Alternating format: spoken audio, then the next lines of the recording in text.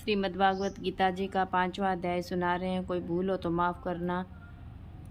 अर्जुन से बोले, हे श्री कृष्ण, तुमने पहले कर्मों का त्याग करने को कहा, फिर कर्म की प्रशंसा करते हो। इन दोनों में जो अधिक हितकर है वह एक बात निश्चय करके बतलाओ। श्री कृष्ण बोले, कर्मों का त्याग और कर्मों का करना ये दोनों ही मोक्ष देने वाले हैं, परंतु इन दोनों में कर्म त्याग योग हितकर है। जो किसी से द्वेष न रखता, न किसी पदार्थ की इच्छा करता, वह सन्यासी है। ऐसा पुरुष संसार के बंधनों से छूट जाता है। सांख्य और योग को मूर्ख लोग ही पृथक पृथक कहते हैं, पंडित नहीं कहते। जो इन दोनों में से एक में भी अच्छी तरह स्थित हो जाता है, उस दोनों का फल प्राप्त होता है। ज्ञान योगियों को जो स्थान मिलता है वह कर्म योगियों को प्राप्त होते हैं। ज्ञान योग व कर्म योग एक ही है। कर्म योग के बिना संन्यास का प्राप्त होना दुष्कर है और कर्म करने वाले मुनिजन को ब्रह्मा प्राप्त होने में विलंब नहीं लगता। कर्म योग युक्त शुद्ध अंतकरण वाला मन तथा इंद्रियों को जीतने वाला, संपूर्ण प्राणियों में अपनी आत्मा को देखने वाला, कर्म करता हुआ भी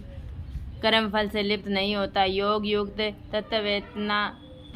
तत्ववेता पुरुष देखते हैं, सुनते हैं, स्पर्श करते हैं, सूंघते हैं, खाते हैं, चलते हैं, श्वास लेते हैं, तो भी ये नहीं मानते कि मैं कुछ नहीं करता। वे बोलते, त्यागते, ग्रहण करते, परंतु ये मानते हैं कि मैं कुछ नहीं करता, और ये मन धारण करते हैं। इंद्रियां ही अपने अपने विषयों में बरतती है। जो प्राणी ब्रह्मा में अर्पण कर संग को त्याग कर कर्म करता है, वह पाप से लिप्त नहीं होता। जैसे कमल पत्र पर जल नहीं ठहरता। योगी जन शरीर से, मन से, बुद्धि से तथा इंद्रियों की आसक्ति से रहित होकर आत्म शुद्धि के नियमित कर्म करते हैं। योग युक्त पुरुष कर्म फल त्याग कर मोक्ष रूप शांति का लाभ करता है, और जो ये योग रहित है वह कर्म की इच्छा के बंधन में पड़ जाता है। सब कार्यों को मन से त्याग करके प्राणी इस वन द्वार इंद्रियों की देह रूपी पुरी में न कुछ करता है और न करता हुआ आनंद पूर्वक रहता है। परमेश्वर किसी भी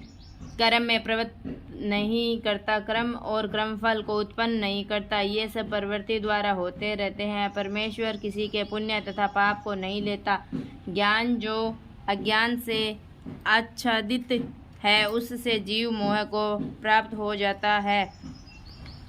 जाते हैं, परंतु आत्म ज्ञान के द्वारा जिनका अज्ञान नष्ट हो गया है उनका वह आत्म ज्ञान परमेश्वर के रूप में ऐसा भाषित करता है। जिस प्रकार सूर्य संपूर्ण संसार को प्रकाशित कर देता है, उसी परमात्मा में जिसकी बुद्धि स्थिर है, उसी में मन लगाते हैं, उसी में निष्ठा रखते हैं, और जो सदा उसी के ध्यान में लगे हैं। ज्ञान द्वारा जिनके सब पाप नष्ट हो गए हैं, वे इस संसार में जन्मते नहीं। विद्या और विनय से संपन्न ब्राह्मण में, गाय में, कुत्ता में और चंडाल में पंडित जन की दृष्टि समान रहती है।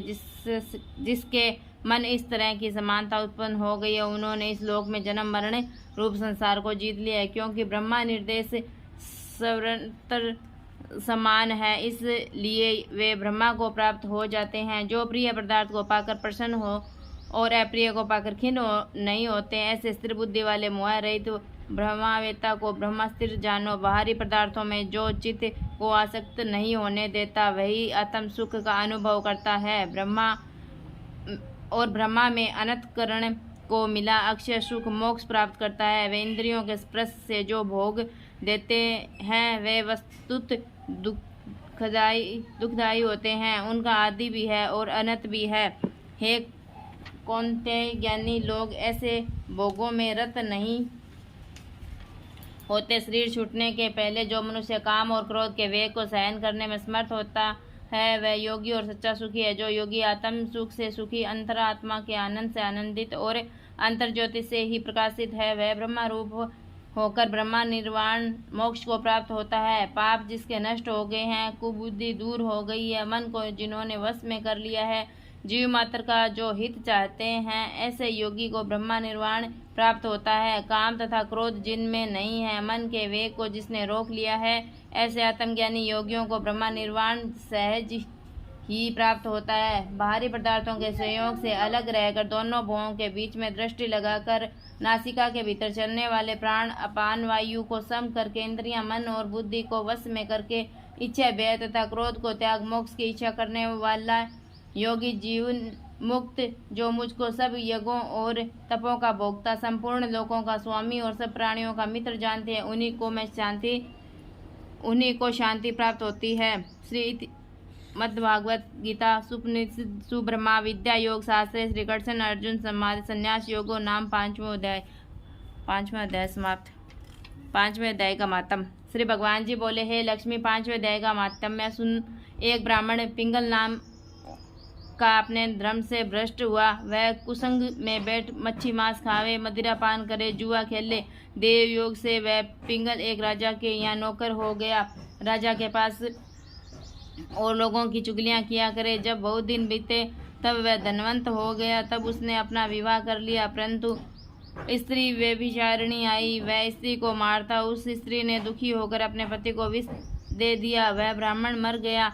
उस ब्राह्मण ने गिद्ध का जन्म पाया। कुछ काल के पीछे वह स्त्री भी मर गई। उसने तोते का जन्म पाया। तब वह एक तोते की स्त्री हुई। एक दिन उस तोती ने तोते से पूछा, हे तोते, तूने तोते का जन्म क्यों पाया? तोता बोला, हे तोती, मैं अपने पिछले जन्म की कथा सुनाता हूँ। मैं पिछले जन्म में ब्राह्मण था, अपने गुरु की बात नहीं मानता था। मुझको गुरुजी ने श्राप दिया कि जा तू तोते का जन्म पा। इस कारण तोते का जन्म पाया। अब तू कहे किस कारण से तोती हुई? उसने कहा कि मैं पिछले जन्म में ब्राह्मणी थी।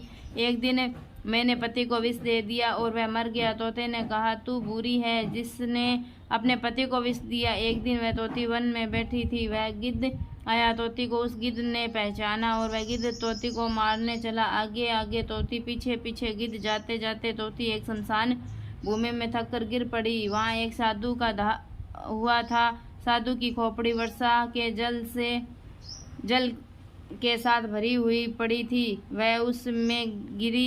इतने में गिद्ध आया और तोती को मारने लगा। उस खोपड़ी के जल के साथ उसकी देह धोई गई और दोनों आपस में लड़ते लड़ते मर गए और अधम देह से छूटकर देव देह पाई। विमान आए जिन पर बैठकर दोनों वैकुंठ को गए। वह खोपड़ी एक साधु की थी जो गीता जी के 5वें अध्याय का पाठ करता था। वह परम पवित्र था। उसके जल से दोनों पवित्र हो गए। जो प्राणी श्री गंगा जी का स्नान करके श्री गीता जी का पाठ करते हैं वह वैकुंठ को जाते हैं। श्री गीता जी का 5वें अध्याय का मातम समाप्त। जय श्री कृष्णा। राधे राधे।